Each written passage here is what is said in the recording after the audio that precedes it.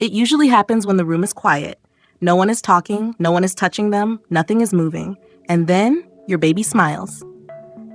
At nothing. Not at you, not at a toy, not at a sound. Just empty space. A brief, sudden expression of joy with no clear cause. Most people laugh it off, say it's random, or cute behavior, or just the brain misfiring a little. But there's a problem with that explanation. Because babies don't waste energy like that. Not in the way we assume. Every expression they make is tied to something they are processing, something internal, something real to them. So the question becomes, if there is no visible trigger, then what is the trigger? Because researchers studying early cognition noticed something strange. These moments don't happen randomly. They often occur during stillness, during transitions, during pauses in stimulation, which suggests something important. The smile is not necessarily a reaction to the outside world. It might be a reaction to something else entirely. But what? That's where the explanation starts to break apart. Because to understand it, we need to stop assuming babies experience the world the same way adults do. And when scientists started doing that, they found something unexpected.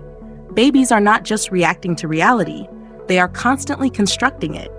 And sometimes, what we interpret as nothing happening is actually the brain doing something we cannot see. Something internal, something active, something deeply structured. And that smile? It might be the surface of something we don't fully understand yet. But to see it clearly, we need to go deeper into what the infant brain is actually doing when it is not reacting to anything outside. And that is where things start to get strange. Most people assume nothing is happening when a baby is just sitting there. No sound, no movement, no clear interaction, just stillness. But in neuroscience, stillness is rarely nothing. It is often when the brain does its most active internal work. And in infants, this is even more extreme, because a baby's brain is not just responding to the world. It is constantly trying to predict it, before it fully understands it. So when external stimulation drops, something else increases. Internal activity, pattern generation, prediction loops. And this is where the first alternative explanation appears. That smile at nothing may actually be a response to something happening inside the brain, not outside it. Because infants spend a huge amount of time building what scientists call expectation models. Not in language, not in thoughts, but in raw neural patterns. They are not thinking. This is a chair. They are forming what usually happens next. And sometimes, those internal predictions create mismatches, small surprises inside the brain itself. And when that happens, the brain reacts, even without external input, which leads to a strange possibility. The baby may not be reacting to the world at all in that moment, but to their own internal simulation of the world. Now here's where it becomes more interesting. Researchers studying early brain development have observed bursts of spontaneous neural activity in infants, even in the absence of external stimulation. These bursts are not random noise. They are structured, rhythmic, pattern-like, almost like the brain is testing reality internally before it fully exists externally. So when a baby smiles at nothing, it may be the visible trace of something we cannot see. A successful internal prediction, a match, a resolution, a moment where the brain says, this makes sense. But sense of what? That's still unclear. Because the baby has very little language, very little memory structure, very little concept of self. So whatever is being resolved is happening at a level beneath thought. And that raises a deeper question.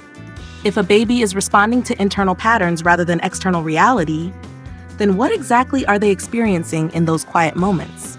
Are they dreaming while awake? Are they simulating possible worlds? Or are they simply practicing the act of meaning itself? We don't fully know yet, but we do know one thing. Those moments are not empty. They are active, structured, and deeply involved in how the brain organizes experience. And that smile might not be about joy at all. It might be something more primitive, more foundational, a signal that something inside has aligned, even if nothing outside has changed. But this is still only part of the picture. Because internal processing alone doesn't fully explain the timing, or why it often happens right after interaction, or why it sometimes feels responsive. And in the next part, we're going to explore what happens when those internal patterns meet a human face, and why that combination creates one of the most powerful learning systems in early development. There's a turning point in infant development that doesn't look like a turning point at all. No sudden change, no visible milestone, just a shift in attention. A baby sees a face, and everything slows down. Not because the face is interesting, but because it becomes meaningful in a way nothing else is. Researchers have long observed this bias. Babies consistently prefer faces over objects, even when objects are brighter, louder, more dynamic. But preference is only the surface explanation. The deeper question is, what is the brain doing when it locks onto a face? And the answer starts to get more complex, because a face is not a single signal. It is a system. Eyes, mouth, expression, movement, timing, emotion. All of it changes constantly. All of it carries information, and the infant brain begins doing something remarkable. It tries to organize that information into patterns, not consciously, not logically, but structurally, like building a map of how humans behave, one moment at a time. Now here's where it connects back to that mysterious smile. When internal prediction systems in the brain are active and a face appears, the brain suddenly has something to compare against. Internal simulation versus external reality. And when those two align even briefly, the system stabilizes. That stabilization can produce a response, a reduction in uncertainty, a kind of internal yes. And in infants, that yes doesn't appear as language. It appears as expression, movement, sometimes a smile. So the smile is no longer random. It is a signal of internal alignment between expectation and perception. But there is something even more important happening underneath that. Because every time this cycle repeats, prediction, face, adjustment, response, the brain strengthens its model. Not just of faces, but of people, of interaction, of emotional cause and effect. This is where learning begins to shift from passive observation to active construction. The baby is no longer just seeing the world. They are building the rules of how the world behaves, through repetition, through connection, through interaction. And this is where the presence of another human becomes essential, because without a responsive face, the system cannot calibrate. It has nothing to match against, which means the face is not just a visual object. It is a feedback mechanism, a mirror for internal prediction systems. And this creates a loop. The brain predicts, the face responds, the brain updates, over and over again. But here's the subtle part. Sometimes the system generates internal matches even without external input, which means the brain can simulate a successful interaction even when nothing is happening. And that simulation can produce emotional output. A smile, a pause, a shift in attention. So now we are left with a strange overlap. Internal prediction systems and external social systems begin to merge. And in that overlap, we start to see how early human cognition is actually formed. Not in isolation, but in constant negotiation between what is inside and what is outside. But this still doesn't fully explain the timing, or why these empty smiles sometimes happen right after interaction with a caregiver. Because something changes after contact. Something lingers. Something continues even when the interaction ends. And in the next part, we're going to look at what happens when the brain carries the memory of a face into silence, and why that after effect might be the key to understanding everything. There's something strange that happens after interaction, not during it, after it. The baby is no longer being held, no longer being looked at, no longer being directly engaged, and yet, the system doesn't fully stop. It continues. Because once a face has been present, it doesn't just disappear from processing, it leaves a trace. Researchers studying infant attention describe this as a kind of carryover effect, where recent social interaction continues to influence internal brain activity even after the stimulus is gone. In simple terms, the interaction doesn't end when the face leaves. It echoes, and that echo becomes part of internal processing. Patterns replay, emotional impressions linger. Neural activity continues organizing around what was just experienced. So when a baby is sitting quietly afterward, they are not necessarily doing nothing. They are processing what just happened, replaying it, restructuring it, trying to stabilize it into something understandable. And this is where things become more interesting, because sometimes during this post-interaction phase, something unexpected appears. A smile, a soft expression, a brief emotional release, without any new external trigger. And this is where interpretation becomes difficult, because from the outside, it looks like a response to nothing. But from the inside, it may be a response to everything that just happened moments ago, a delayed resolution, a settling of internal activity, a moment where the brain says, okay, I understand that now. But we still have to be careful here, because this is not memory in the adult sense. It is not recall, it is not storytelling, it is pattern stabilization, a form of neural consolidation that happens through repetition and recent experience. And in infants, this process is highly active, almost constant, which means that even when nothing is happening externally, the brain is still constructing meaning from what did happen. Now here's the important shift. If internal simulation can continue after interaction, then the line between real experience and internal experience begins to blur, because the brain does not strictly separate them yet. It treats both as part of one continuous system, which means a face seen seconds ago can still be influencing emotion now. And that influence may appear as behavior, expression, or even that mysterious smile at nothing. But here's the deeper implication. If experience continues after the stimulus ends, then development is not just happening in moments of interaction. It is happening in the silence between them. The pauses, the stillness, the recovery periods. Those are not empty gaps, they are processing spaces. And this brings us closer to the real mechanism behind everything we've been observing. Because the baby is not switching between on and off. They are in a constant cycle. Experience, processing, integration, expectation, experience again. And sometimes, that cycle produces visible outputs even when nothing new is added, like a smile. But even this is still not the full explanation. Because we haven't yet addressed why certain internal patterns produce emotional expression at all. Why does the brain output a smile instead of nothing? Why does internal alignment translate into emotion? And in the next part, we're going to explore the final layer. How emotion itself may be the brain's way of organizing uncertainty, and why that changes everything about what we think a baby is actually experiencing. At this point, a strange pattern is starting to emerge. A baby sees nothing, or at least nothing obvious. And yet something still happens. A smile, a shift in expression, a brief moment of emotional output. But why does the brain do that at all? Why not stay neutral? Why produce emotion when there is no clear external trigger? To understand that, we have to rethink what emotion actually is. Because in early development, emotion is not just a reaction. It is a system of organization, a way for the brain to label internal states that are too complex to be verbalized, too early to be understood, too raw to be explained. So instead of language, the brain uses expression, movement, physiology, and that includes smiling.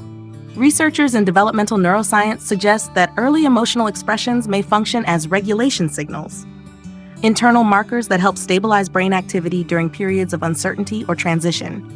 In simple terms, when the system finds a stable internal pattern, it produces a positive output, a release, a signal that says this is okay. But here's where it becomes more interesting. Babies are constantly dealing with uncertainty, not because the world is chaotic, but because it is unstructured to them. Everything is new. Everything is unclassified. Everything has to be learned from scratch. So the brain spends enormous energy trying to reduce uncertainty by predicting, by comparing, by adjusting. And when a prediction feels correct, even internally, the system stabilizes. That stabilization doesn't stay silent. It produces feedback. And in infants, that feedback often appears as facial expression, which means that smile you see at nothing may not be about external reality at all. It may be about internal resolution, a moment where the brain successfully organizes a pattern without needing new input. Now here's the key shift. Emotion is not just the result of experience. It is part of the mechanism of learning itself. It tells the brain what to keep, what to repeat, what feels stable, what reduces uncertainty. So even in moments that look empty, the brain may be actively refining its understanding of the world and signaling that refinement through emotion. But there's another layer underneath this, a more subtle one, because not all internal patterns produce the same emotional output. Some create calm, Some create alertness, some create curiosity.